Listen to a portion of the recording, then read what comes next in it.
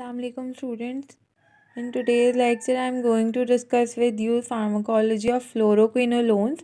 Fluoroquinolones का जो predecessor है या कह लें प्रो कंपाउंड है वो नैलिडिक्सिक एसिड है।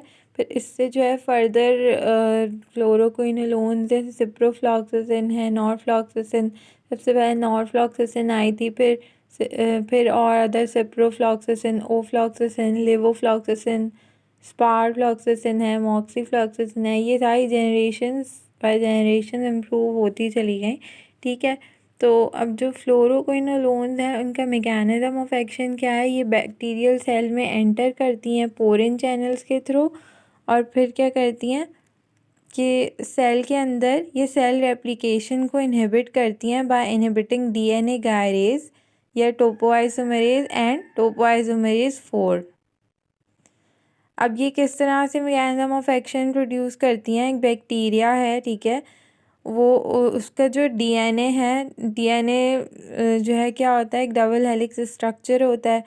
वो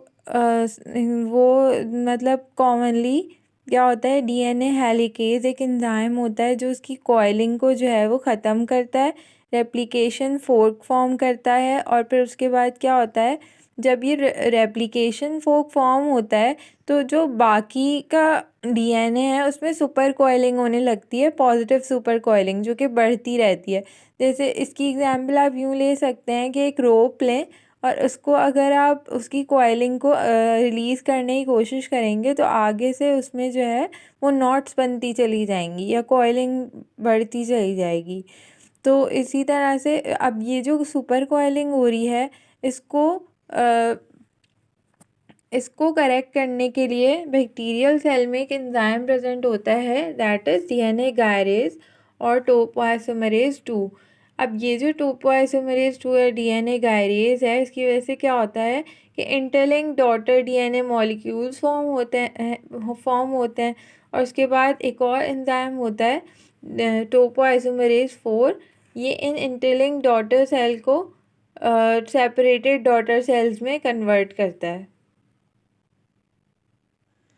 फ्लोरोक्विनोलोन क्या करता है, इन दो एंजाइम को, डीएनए गायरेज और टोपोआइसोमेरेज 4 को ब्लॉक करता है, इनहिबिट करता है, जिसकी वजह से क्या होता है कि बैक्टीरिया के डीएनए की रेप्लिकेशन और जो उसकी रिप्रोडक्शन होती है वो इनहिबिट होती है।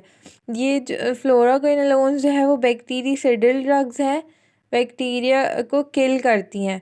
और they are MIC they cause MIC dependent killing, यानी minimum inhibitory concentration dependent killing. मतलब जैसे जैसे सीरम कंसंट्रेशन ड्रग की बढ़ती जाती है वैसे वैसे ड्रग का जो बैक्टीरिसाइडल इफ़ेक्ट है वो इंक्रीज़ होता रहता है। अच्छा, अब जो डीएनए गायरेज की इनहिबिशन होती है वो सिग्निफिकेंट होती है इन ग्राम पॉजिटिव एक्टिविटी, और डीएनए टोपोआइसोमेरेज 4 की जो इनहिबिशन है वो ज़्यादा इफ़ेक्टिव है इन ग्राम पॉजिटिव ऑर्गेनिज्म। अब जो ये फ्लोरोक्विनोलोन्स हैं इनकी 4 जनरेशन्स हैं। अब ये जो इनकी generation according to their bacterial spectrum है, ठीक है। फर्स्ट जनरेशन जो है उसकी मॉडरेट ग्राम नेगेटिव एक्टिविटी है उसके मेंबर्स की, और these are restricted for the treatment of urinary tract infections, और इसकी एग्जांपल है नैलिडिक्सिक एसिड, ठीक है।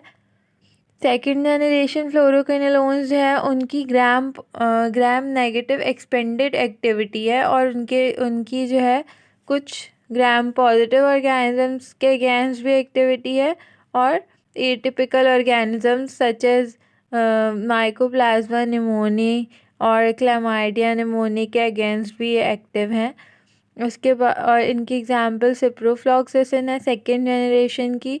सिप्रोफ्लॉक्सासिन जो है वो ड्रग ऑफ चॉइस है for post exposure prophylaxis and treatment of anthrax. Then urinary tract infection की ट्रीटमेंट में भी यूज़ होती है ये, एक्यूट डायरियल इलनेस में यूज़ होती है, और इसके अलावा जो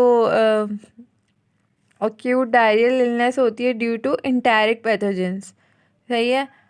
थर्ड जनरेशन की जो ड्रग है उनकी जो ग्राम नेगेटिव एक्टिविटी रिटेन हो रही होती है जस्ट लाइक सेकेंड जनरेशन। उसके अलावा इनकी इम्प्रूव एक्टिविटी होती है अगेंस्ट एटिपिकल ऑर्गेनिजम्स और कुछ ग्राम पॉजिटिव ऑर्गेनिजम्स के अगेंस्ट भी ये इफेक्टिव हैं, लाइक ग्राम पॉजिटिव कोकाई।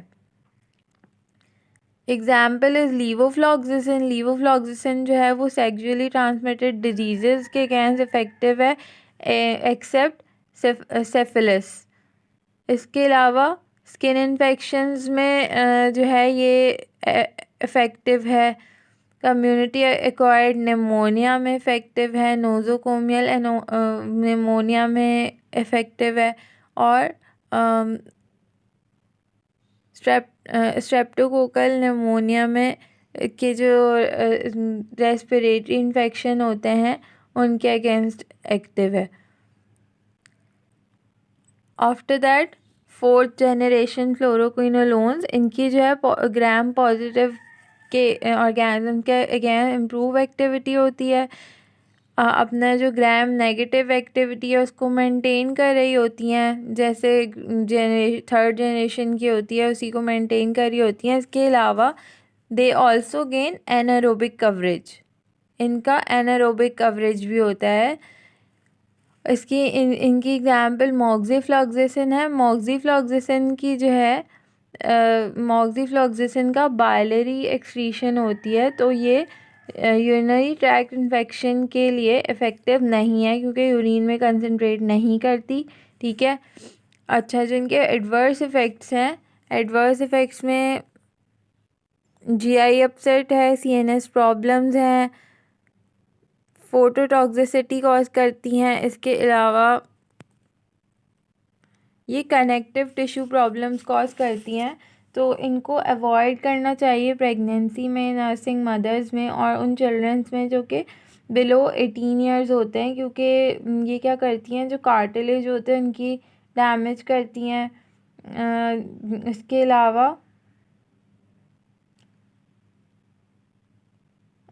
अलावा जो है क्या करती हैं कि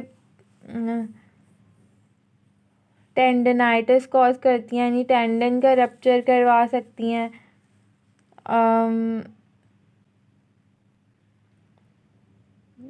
कॉन्ट्राइंडिकेशंस क्या है कि जैसे मॉक्सीफ्लॉक्सिसिन है, लीवोफ्लॉक्सिसिन है, ये क्यूटी इंटरवल को प्रोलॉन्ग करती हैं। जो ईसीजी का क्यूटी इंटरवल होता है उसको ये क्या करती हैं, प्रोलॉन्ग करती हैं। तो इनको उन पेशेंट्स में यूज़ नहीं करना चाहिए जो कि एरिथमिक होते हैं, एरिथमिक्स में यूज़ नहीं करना चाहिए। ड्रग इंटरैक्शंस इनके जो है एंटासिड्स और डिफरेंट कैटाइन, जैसे जिंक है, अगर कोई जिंक सप्लीमेंट ले रहा है, कोई एंटासिड्स ले रहा है, तो ये जो चीज़ें हैं ये क्या करती हैं, इनकी एब्जॉर्प्शन के साथ इंटरफेयर करती हैं, डिक्रीज़ करती हैं फ्लोरोक्विनोलोन के एब्जॉर्प्शन को। उसके अलावा जब ये सर्टेन ड्रग्स के साथ, जैसे थियोफाइलिन है और वॉरफेरिन है, कैफ़ीन है, साइक्लोस्पोरिन है, इनके साथ दी जाती हैं, तो ये क्या करती हैं इन ड्रग्स के सीरम कंसंट्रेशन को बढ़ा देती हैं।